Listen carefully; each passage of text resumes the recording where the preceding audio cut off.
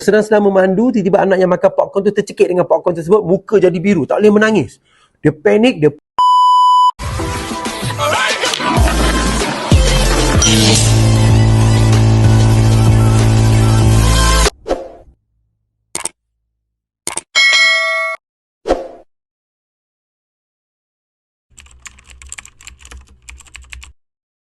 ada dua kisah yang ingin saya kongsikan. Yang pertama, seorang peserta saya yang dah join setahun yang lepas, tiba-tiba dia WhatsApp, dia bagi tahu, "Doktor, bila kan next class?"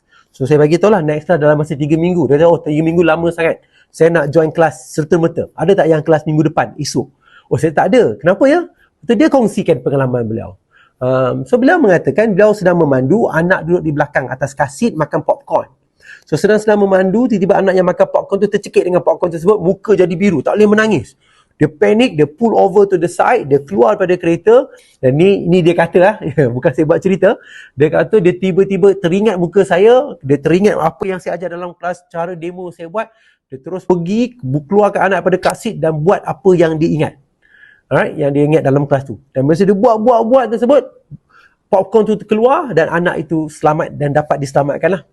So basically dia kata dia amat-amat happy, dia amat teruja, dia amat berterima kasih sebab dia kata ilmu yang dia belajar itu menyelamatkan anak dia sendiri. Dia tak sangka lah apa yang dia belajar tu untuk akhirnya digunakan untuk selamatkan anak dia sendiri. Itu yang kisah yang pertama.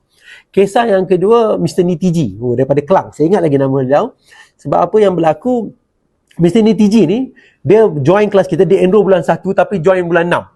Setiap bulan dia postpone, dia tukar tarikh sebab kesibukan kerja lah. Tapi akhirnya dia join juga. So, sama seperti peserta yang lain, dia habis join, baliklah.